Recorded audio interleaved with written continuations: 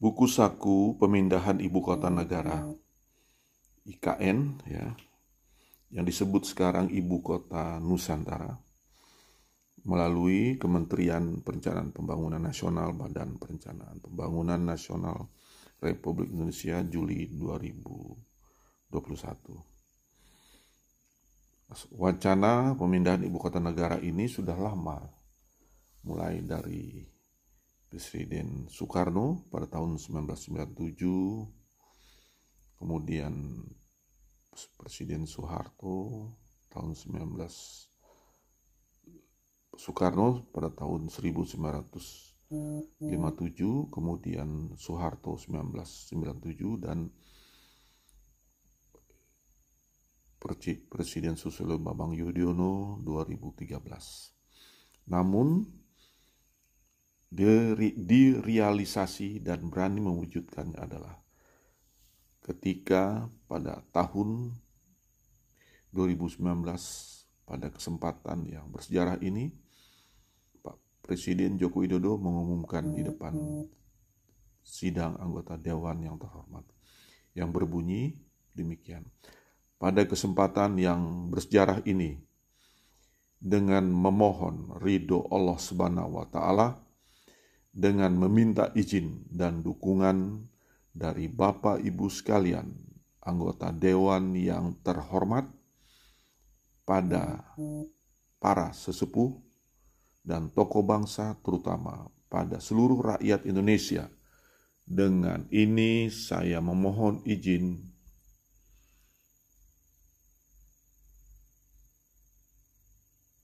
ingin untuk memindahkan ibu kota negara kita ke Pulau Kalimantan, tepatnya di Pulau Kalimantan Timur,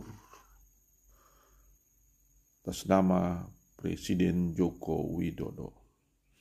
Nah, sementara wacana ini memang sudah terwujud mulai dari tahun 1957, yaitu Presiden Soekarno menggagas pemindahan ibu kota negara ke Palangkaraya saat peresmian kota tersebut sebagai Ibu Kota Kalimantan Tengah, namun belum melakukan kajian-kajian detail terhadap semua perencanaan, baik tata ruang, baik bencana, baik perencanaan mobilisasi, keterkaitan dengan wilayah lain, kemudian logistik, kemudian dari struktur tanah, kemudian tidak melihat dari elevasi permukaan tanah dan laut.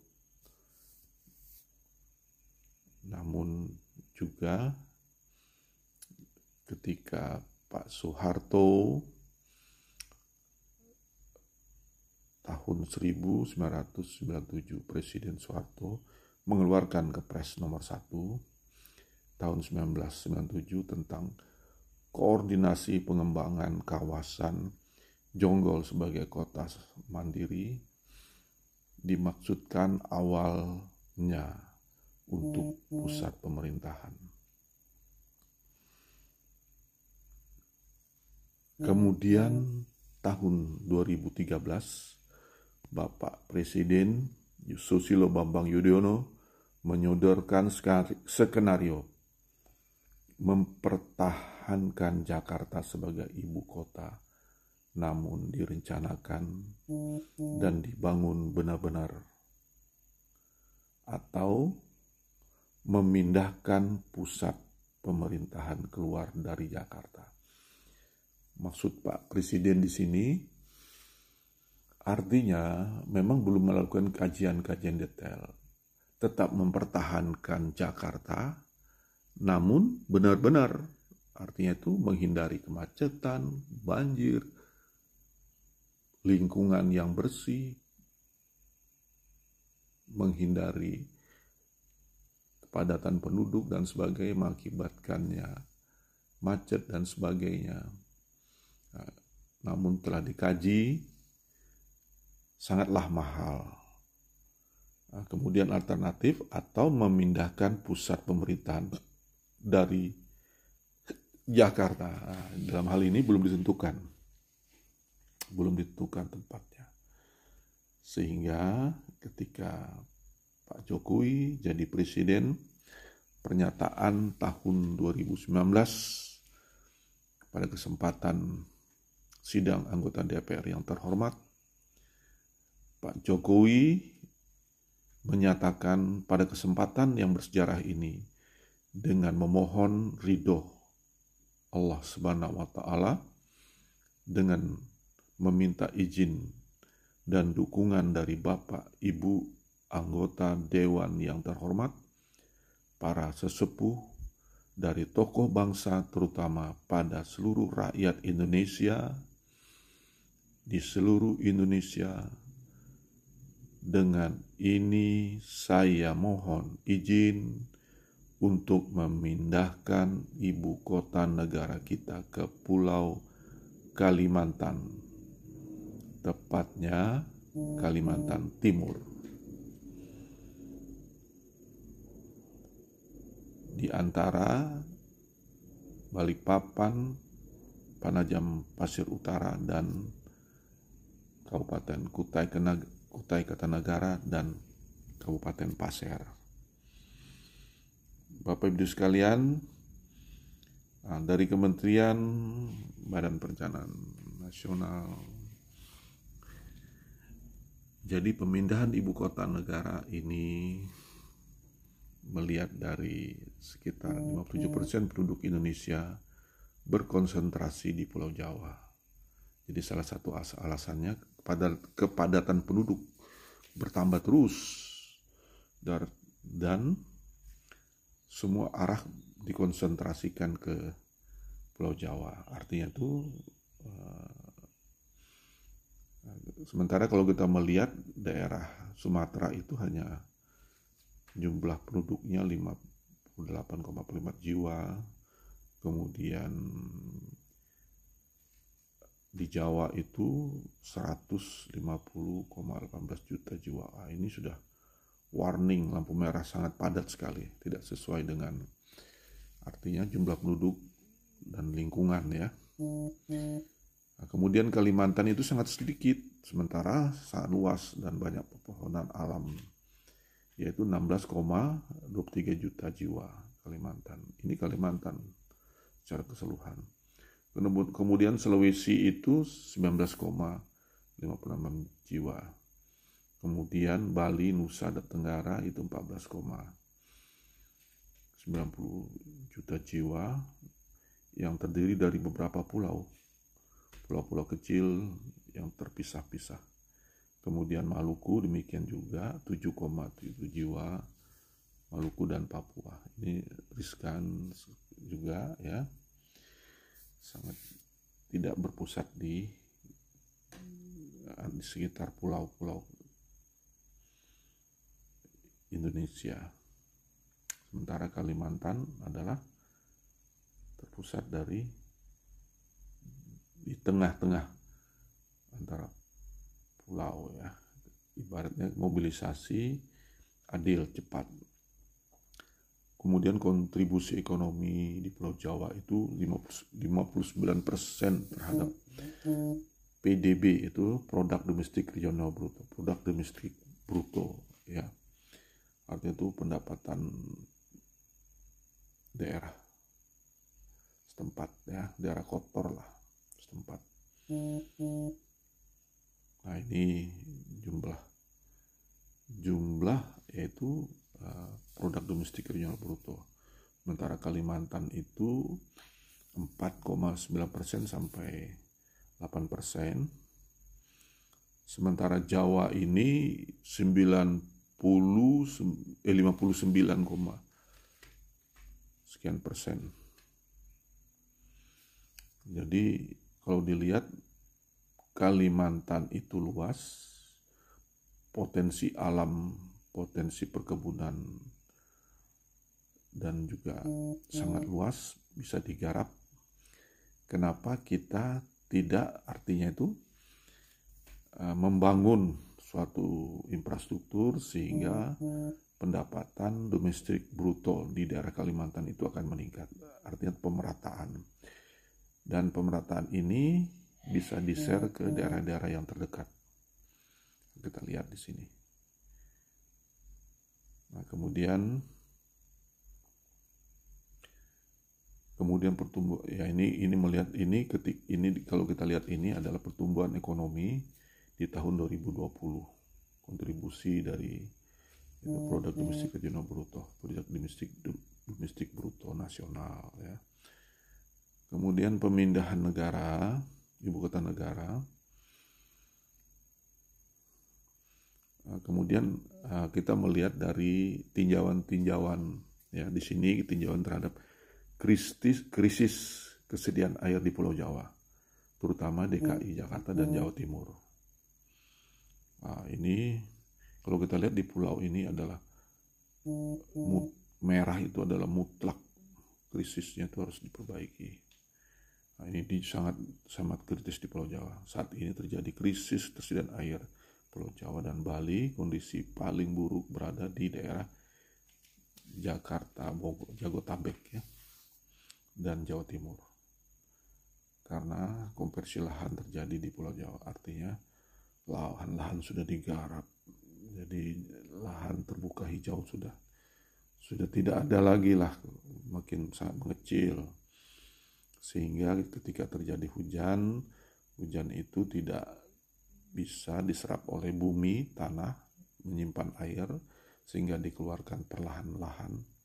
Ini yang terjadi sehingga krisis untuk pangan, kemudian juga untuk cadangan untuk pertanian. Nah, ini Bapak Ibu sekalian, kita bisa melihat Sumatera dari tahun 20 sampai tahun 30 ada perencanaannya. Kemudian Jawa sangat besar sekali. Kemudian Bali, Nusantara, Kalimantan kecil, Sulawesi kecil, sebagainya. Nah, Bapak Ibu sekalian ya, kemudian melihat dari pertumbuhan urbanisasi sangat tinggi, yaitu akibat banyaknya sangat tinggi pemindahan ke Jakarta itu kemacetan tinggi ya, kemudian kualitas oksigen udara tidak sehat. Nah, ini pada tahun 1913 Jakarta menempati peringkat ke-10 kota terpadat di dunia, yaitu dari UN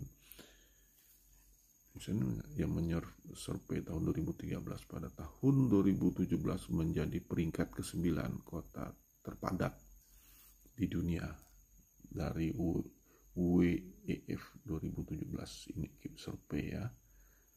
Nah, kemudian ini jumlah penduduk dari Jakarta, Surabaya, jumlah penduduk paling banyak itu adalah Jakarta 10 juta, Surabaya 2,8 sekian, Bekasi sekian, Bandung 2,4, Medan dan sebagainya. Ini jumlah pemindahan ibu kota, pertumbuhan ekonomi ya. Ini pertumbuhan ekonomi sangatlah. Jadi Semarang pertumbuhan ekonomi luar biasa di tahun. Kemudian tingginya jumlah penduduk diikuti dengan jumlah pergerakan ulang-alik penduduk yang terbesar. Commuting time 2-3 jam per trip atau 4-5 jam road trip.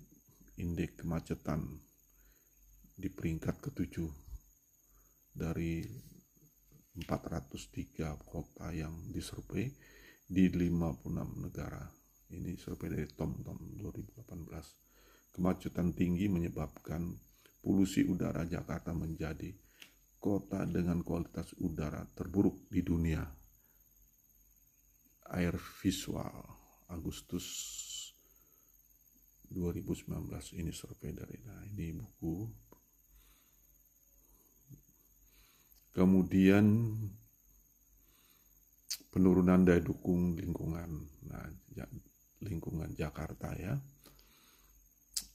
air tanah 7 sampai 7,5 sampai 10 cm per tahun muka air tanah menurun. Nah, kemudian kualitas air 57% air waduk tercemar berat. Kemudian 61 air sungai tercemar berat. Waduh. Kemudian tangguhan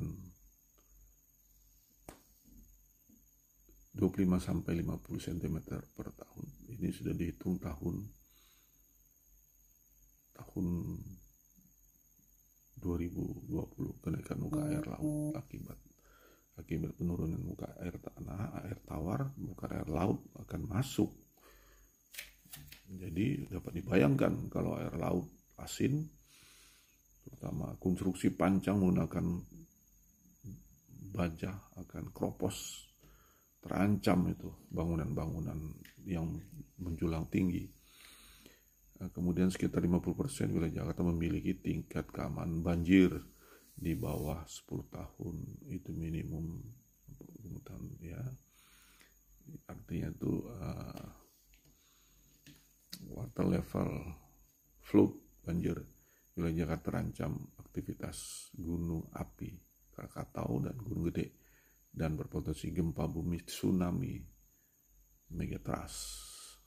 Selatan Jawa Barat dan selatan Sunda gempa darat, sesar Beritis, sesar Lembang dan sesar Cimandiri. Tanah turun mencapai 35 sampai 50 cm selama kurun waktu 2007 sampai 2017. Nah, ini titik-titik yang rawan yang telah disurvei. Megatrust, penurunan tanah. Nah, melihat contoh-contoh di negara lain, yaitu pengembangan ibu kota negara di Brasil, ya. Ini pembelajaran pemindahan ibu kota negara. Jadi lokasi berada di tengah negara sejauh 934 km dari Rio de Janeiro, ibu kota negara sebelumnya. Periode pembangunan mulai pembangunan tahun 1957 dan peresmian di tahun 1960.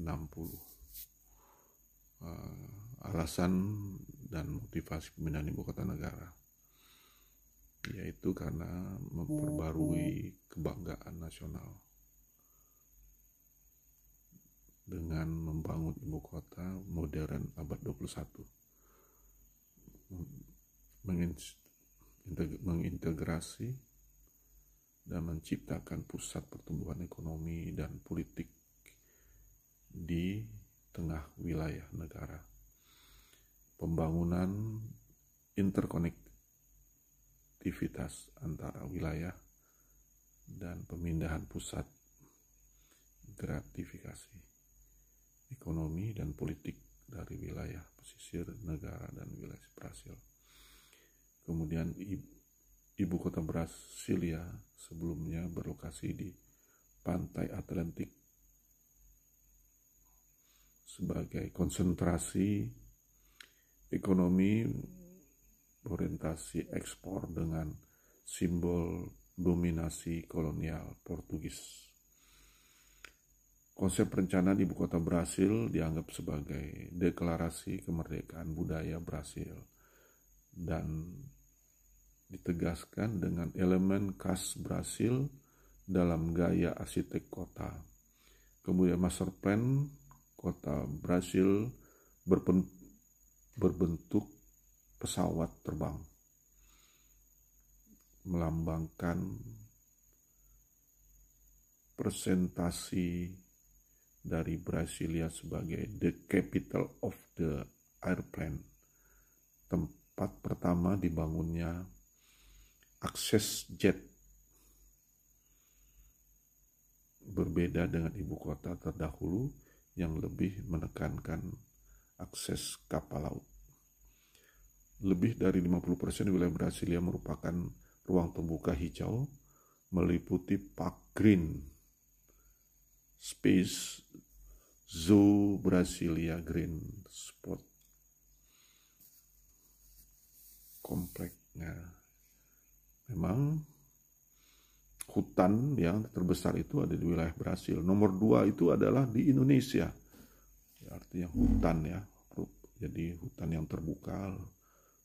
Nah, kalau di Indonesia ya Kalimantan ya. Kalimantan. Kemudian kita melihat di Brasil itu pengembangan saat ini jumlah penduduk 4,5 juta jiwa tahun 2019 dibandingkan pada saat pertama pemerintahan sekitar 136.000 jiwa di tahun 1960. Jadi GDP ya 51,715.862.000 tahun 2015. Kemudian GDP per kapita 15.000 US dollar dalam bentuk US dollar ya 15.500.38 tahun 2012. Artinya signifikan, sangat jauh ya. Jadi pendapatan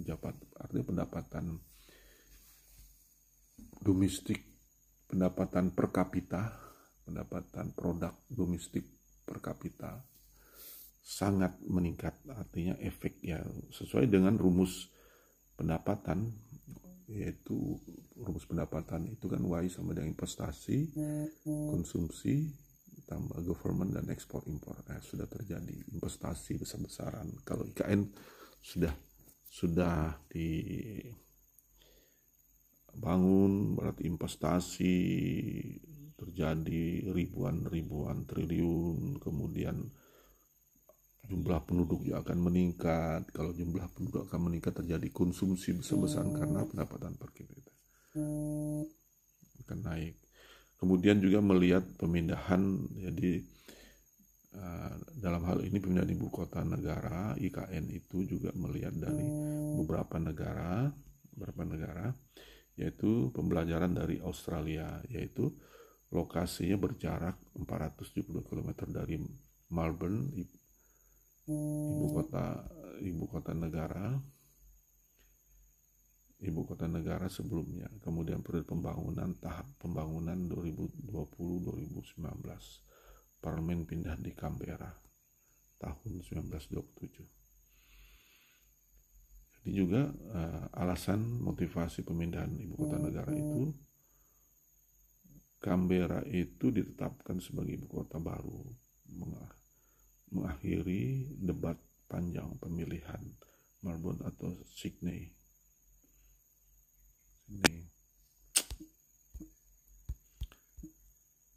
Astaga.